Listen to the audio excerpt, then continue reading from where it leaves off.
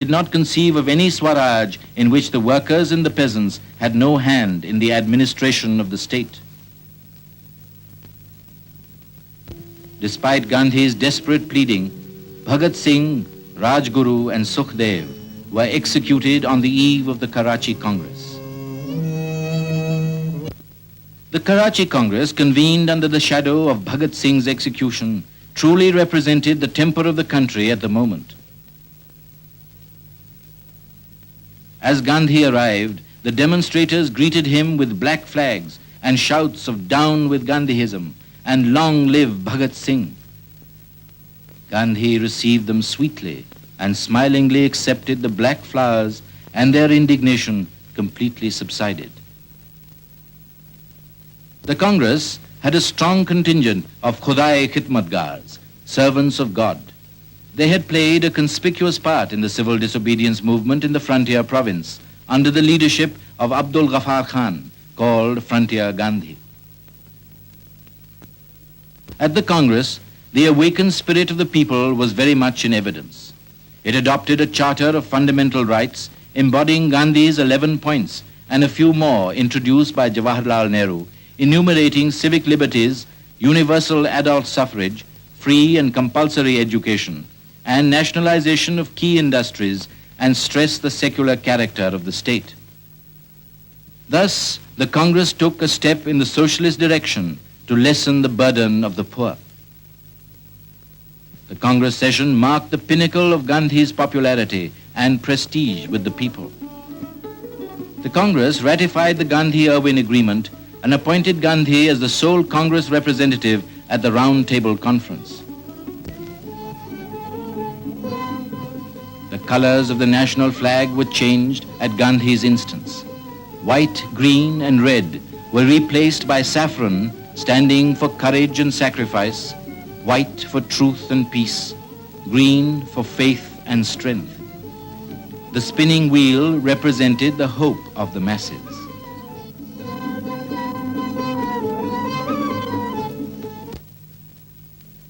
Gandhi reached Bombay on August 29th to catch the boat in time. A special passport was issued to enable him to make a dash for London. The Indian plenipotentiary arrived not for waging a battle of diplomacy, but for embarking on his mission of asserting the right of the Indian people to be masters of their destiny and cultivating friendship with the world.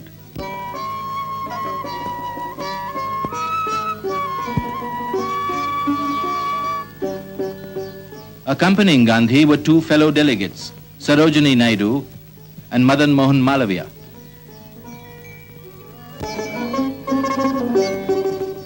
At noon on August 29th, the Rajputana steamed out. Jawaharlal Nehru watched the ship that carried the sole representative of 1/5 of the human race to the Arabian Sea and the far west.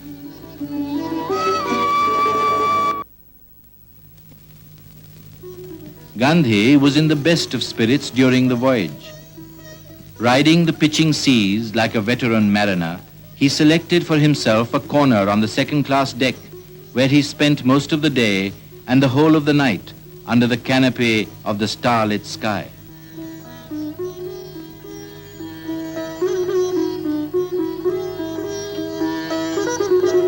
The quaint traveler carried the scantiest of luggage and scrupulously observed his daily routine on board the ship.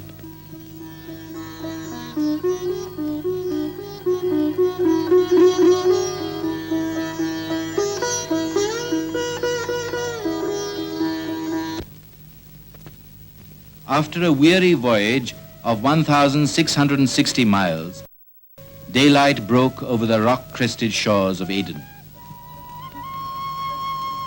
Gandhi steered the Rajputana into the first port of call. "I hope I do not capsize the boat," he remarked as he turned the wheel.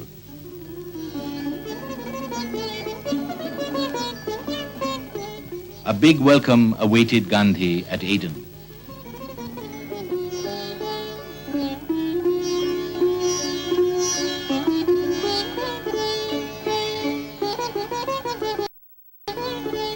He arrived at the citizens' meeting to receive an address of welcome and a purse.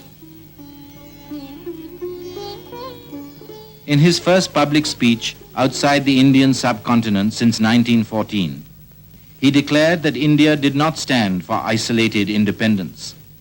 1/5 of the human race becoming free through non-violence and truth can be a great force of service to the whole of mankind.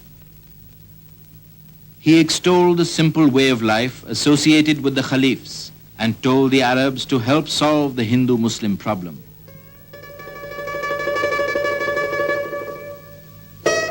As the ship was gliding through the Suez, messages of welcome from the Egyptians poured in.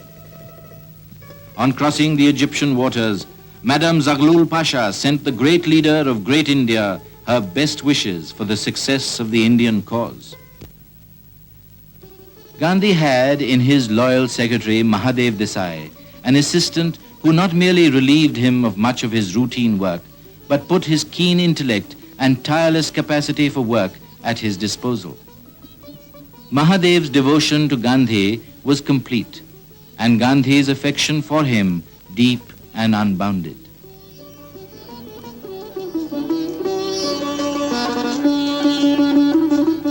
On the misty, cold morning of September 11th, SS Rajputana anchored at Marseille.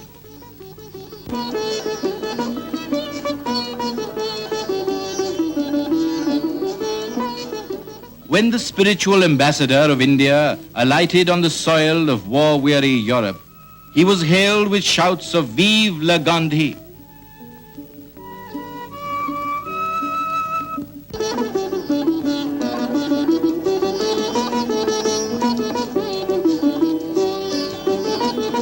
At Folkestone on September 12th, Britons gathered to greet the guest of the nation.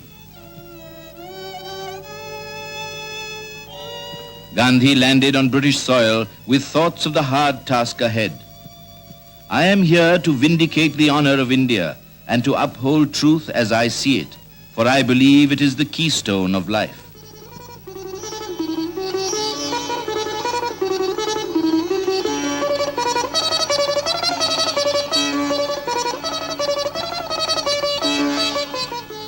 Gandhi had accepted Muriel Leicester's invitation to stay at Kingsley Hall, a centre dedicated to the slums of London. The members of every section of Bow assembled outside Kingsley Hall to welcome Gandhi.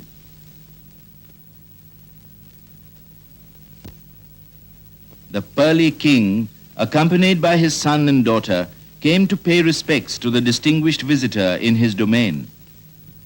Gandhi greeted the costermonger royalties who offered him their best oranges. Take the orange, yes. Thank you, thank you, thank you. I take only one, I take two. Kill.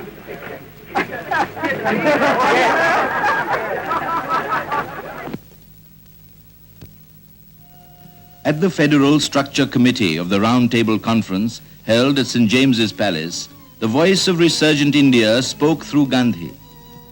The goal of absolute independence remains intact. Gandhi stressed the need of adult suffrage and racial equality and advocated an honorable partnership between India and Britain. "The nation that does not control its defense forces and external policy," asserted Gandhi, "is hardly a responsible nation." He struck a note of warning. A nation of 350 million people needs simply a will of its own to say no, and that nation is today learning to say